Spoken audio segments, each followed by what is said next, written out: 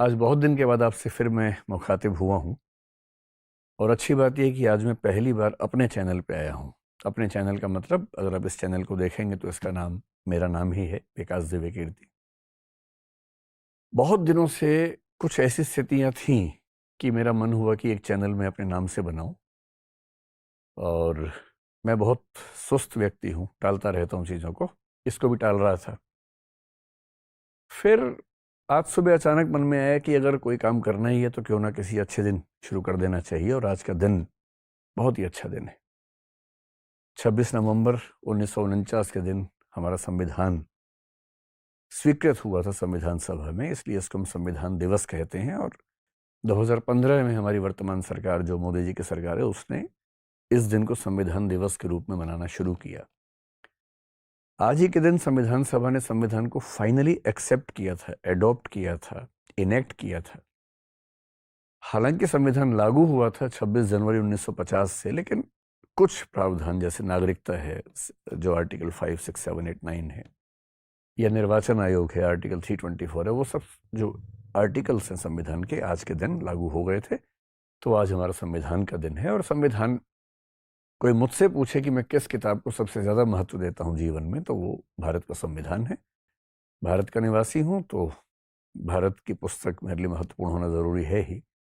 और संविधान वो किताब है जो हमारे देश को एक सही और अच्छे राष्ट्र के रूप में डिफाइन करती है, इसलिए मैं उसका बहुत बड़ा प्रशंसक हूँ। तो आज से अच्छा कोई दिन हो नहीं सकता, इसलिए इस चैनल की शुरुआत आज से कर रहे हैं। आपके मन में सवाल आना चाहिए, आ ही रहा होगा कि इसकी ज़रूरत क्या है। भाई, दृष्टि आईएएस चैनल है ही जिस पर मैं अक्सर आता रहता हूँ और मैं खुद दृष्टि में ही पढ़ाता हूँ, तो मैं वहाँ तो आ ही सकता था। फिर ये चैनल क्यों? इसके 2-3 कारण हैं और ये कारण पिछले 3 साल में सारे विकसित हुए हैं। मैं तो लगभग 1998 के आसपास से करीब 24 साल से पढ़ा रहा हूँ और जैसा अब पढ़ाता हूँ कुछ कुछ वैसा पहले भी पढ़ाता था। हालांकि हर साल पढ़ाते हुए कुछ ना कुछ इम्प्रूवमेंट्स होती हैं, सब में होती हैं, मुझ में भी होती होंगी। पर लगभग 20-21 साल तक मैं गुमनामी में पढ़ा ही रहा था, कोई नहीं जानता था। जो बच्चे आते थे क्लास में वो जानते थे। फिर सोशल मीडिया आ गया, विशेष रूप से यूट्यूब आ गया और कोविड के दौर में अचानक पता नहीं क्या हुआ कि बहुत सारे मेरे जो ऑनलाइन वीडियोस थे वो बाहर निकले। बहुत सारे स्टूडेंट्स ने उसके क्लिप बनानी शुरू की, अपने अपने यूट्यूब चैनल्स पे डालना शुरू किया। और देखते ही देखते ऐसे बहुत सारे लोग जिनको मेरे बारे में कुछ नहीं पता था, शायद आईएएस के बारे में भी नहीं पता था, वो मुझे जानने लगे। और धीरे धीरे तो आलम यह हुआ कि जो आईएएस की तैयारी कर रहे हैं वो तो जो हैं सो हैं। बहुत सारे ऐसे लोग संपर्क करने लगे जो जिनका आईएएस से कोई मतलब नहीं है, पर वो कहने लगे कि हमें आपको सुनना अच्छा लगता है, या इस विषय पर आपके विचार सुने अच्छा लगा, किसी और विषय पर आपके विचार सुनना चाहते हैं। कुछ तो ऐसे कमेंट्स आए कि एक महिला ने कहा कि मैं गर्भवती हूँ और जब मेरा बच्चा आपकी आवाज़ सुनता है तो पेट के अंदर लातें मारने लगता है, तो मुझे भरोसा रहता है कि वो ठीक है। अब ये बड़ा रोचक सा कमेंट था। और एक दूसरा कमेंट ये भी आया कि जब मेरा छोटा बच्चा सोता नहीं है तो मैं आपको वीडियो लगा देती हूँ, तो वो आपकी आवाज़ लोरी जैसी आवाज़ है, तो उसको सुन के बच्चा सो जाता है।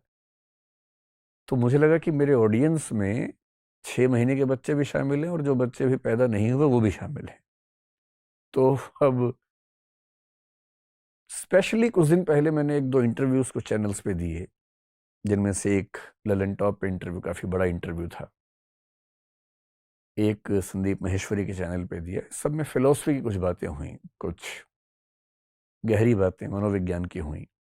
उसके बाद से एक नया रुझान मैं देख रहा था कि कई लोग, जिनमें मेरे परिवार के लोग भी हैं, वो कहने लगे कि हम थोड़ा-सा फ़िलॉसफ़ी के बारे में, स्पेशली इंडियन फ़िलॉसफ़ी के बारे में, साइकोलॉजी के बारे में और बहुत सारे विषयों पर चाहते हैं कि कोई तरीका मिले कि हम सुन सकें, बात कर सकें।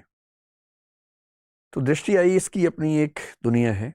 वो सिविल सेवा के परीक्षार्थियों के लिए है, आईएएस एस्पिरेंट्स के लिए है। और हर चीज़ आईएएस के सिलेबस का हिस्सा नहीं होती है, तो हर चीज़ वहाँ पर क्यों डिस्कस की जाए, कैसे डिस्कस की जाए।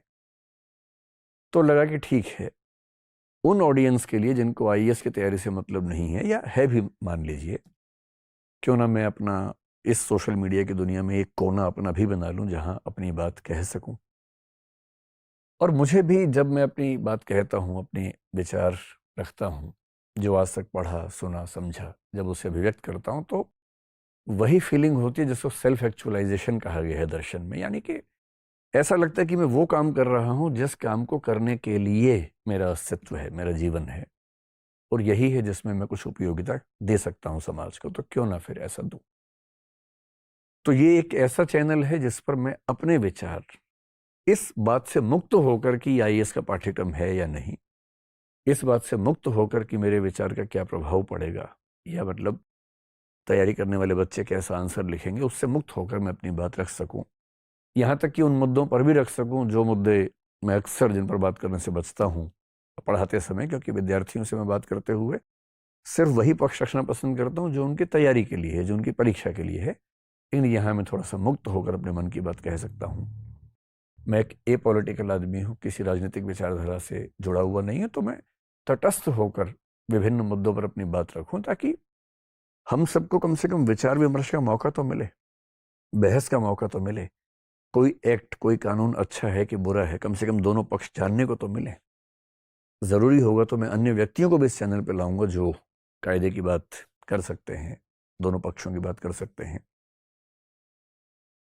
दूसरा ये भी है कि पीछे कुछ समय में जब से चीज़ें फैलने लगीं, जब से लोगों ने अपने चैनल से मेरी वीडियो क्लिप्स का इस्तेमाल करना शुरू किया, तो इसका फ़ायदा भी है।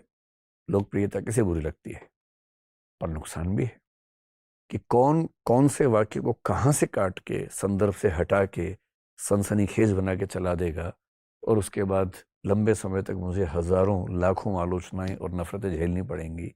ये भी एक खतरा तो है ही, जो हाल में एक घटना में देखा भी मैंने।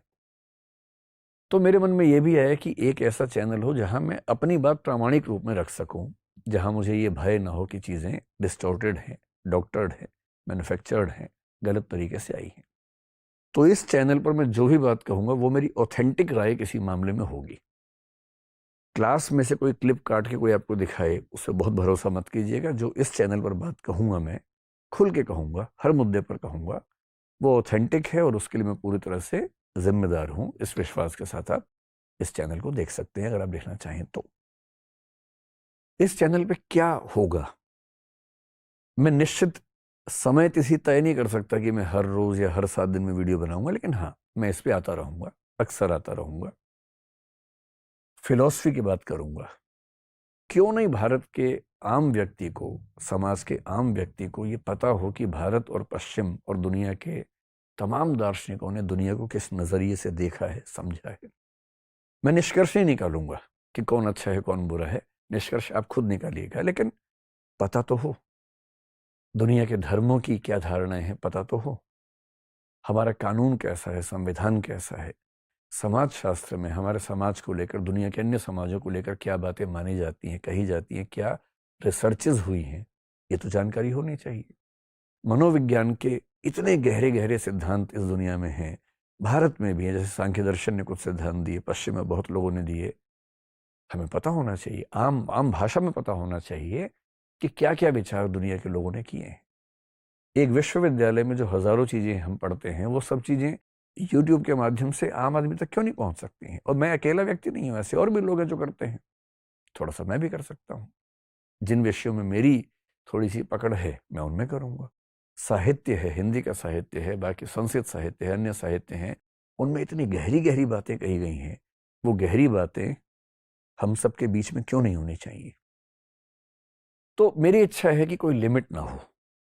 जो समसामयिक मुद्दे हैं, जो डिबेट्स हमारे समाज में चल रही हैं, उन पर भी राय प्रस्तुत हो, और विभिन्न विषयों में जो जो बातें गहराई के स्तर पर कही जाती हैं, उन पर भी चर्चा हो।